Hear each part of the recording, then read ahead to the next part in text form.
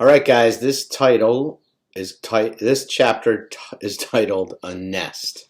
So, chapter 41 of Lemons is titled "A Nest."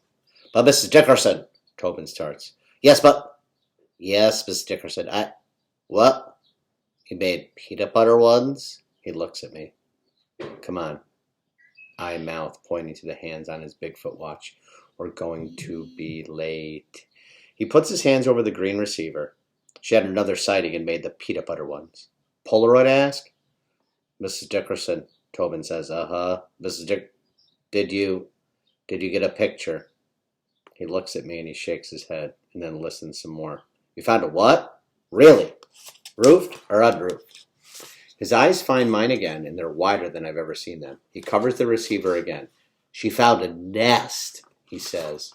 After Tobin finally hangs up, we lock up shop and we race our bikes through town to Mr. Harold's ranch. Tobin set up a daytime expedition and some of the kids agreed to come along. Yesterday wasn't perfect, but anything's better than a dodgeball to the head, and that's a good place to start. So what do the nests look like? I shout over him. He's pedaling fast on his fire engine red bike, with the black leather case and yellow legal pad strapped over the rear wheel.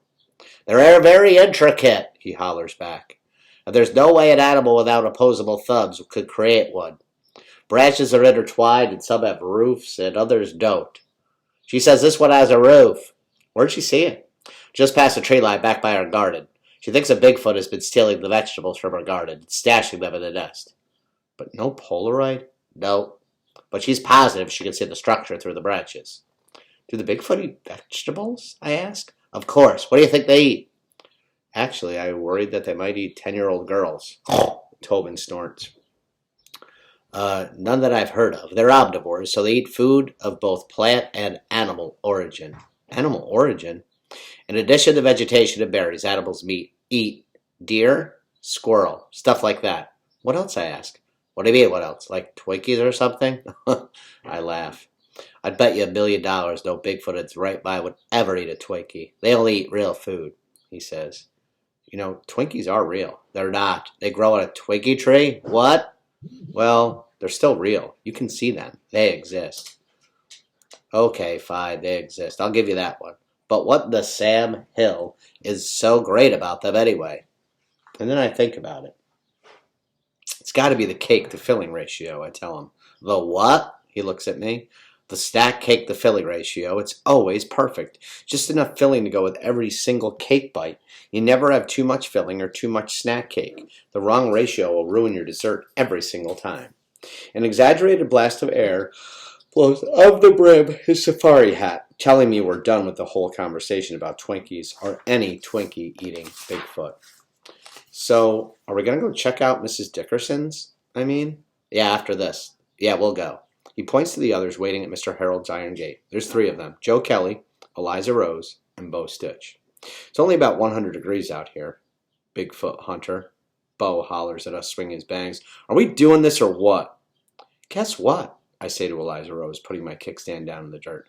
We got a call from Mrs. Dickerson, and she thinks a Bigfoot is actually eating the vegetables out of her garden.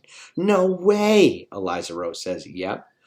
Are we going to sit around here yakking or what? Bo complains. Yeah, what's the plan, Tobin? Joe Kelly asks. Mr. Harold said he'd meet us at the house, Tobin says. Let's head there and we'll decide how we're going to do it once we get to the woods. We saddle back up on our bikes and pedal up the long dirt drive toward Mr. Harold's white farmhouse. The steers on either side chew long blades of grass and stare at us from behind the weathered fencing. They chew and stare and chew. I wonder what they're thinking about today. When I look at Tobin, he just shakes his head. They wouldn't eat the Twinkies either. So don't even start, he says before I can even open my mouth. And I just laugh out loud. Then I'll just say this. I bet they'd love them too. And he just rolls his eyes. Mr. Harold is sitting on the porch steps drinking an icy bottle of RC Cola when we get there. Hello, he calls out. Back for more exploring, are you? You picked a much better day for it. Ha! But at least it isn't storming. Hi, Mr. Harold, I call back, parking my bike next to his blue Ford pickup. Hello, Lemonade. He takes another sip of his cola, then wipes back his neck with the red bandana. I see you brought along some reinforcements. Yep, this is Eliza Rose, Joe Kelly, and Bo Stitch. Pleasure, Mr. Harold nods. What's on the agenda? We're just hoping to get out past the fence where you saw the Bigfoot and do some investigating. You have permission to go out past the fence today. Yes, sir, Tobin says. Daytime permission we have. Ah, well, that sounds good to me. Mr. Harold smiles. I'll be out in the pasture tending to the steers if you need me. Just holler. Thanks, Mr. Harold, Tobin says, untying his case from the back of his bike. Okay, everybody, we're burning daylight. Let's get a move on.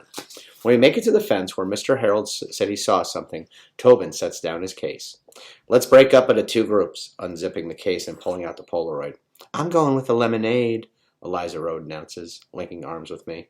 I turn to her and she smiles. It feels nice to be making friends like her, just like I had in San Francisco. How about you boys go your way and we go ours, I say, and everyone agrees. Lemonade, you're assigned to still pictures. Tobin hands me the Polaroid. I nod and pull the strap over my head. I've got the movie camera, he continues. Joe, me, and Bo will head east.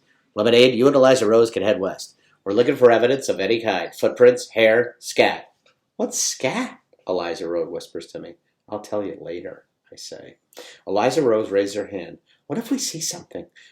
What if we come across an actual Bigfoot?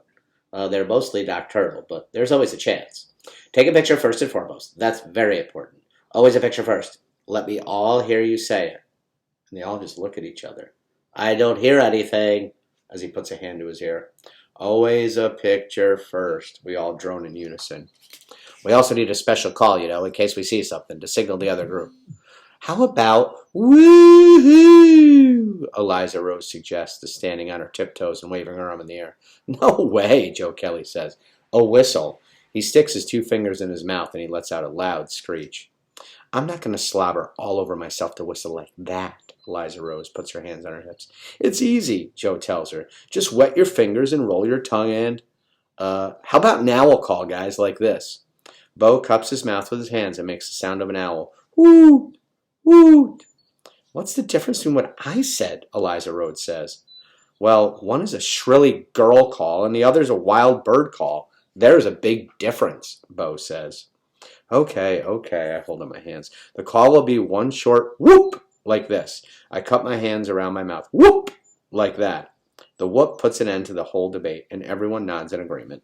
Tobin looks at his Bigfoot watch and holds it up to his ear. It's 1300 hours. We'll be back here at exactly 1500 hours to debrief. And not a minute later. He looks right at me and then winds his small silver knob on his watch. Should we go ahead and synchronize? He asks as he squints down at his arm, still messing with the knob. Joe looks at Bo, and Bo looks at Eliza Rose, and Eliza looks at me.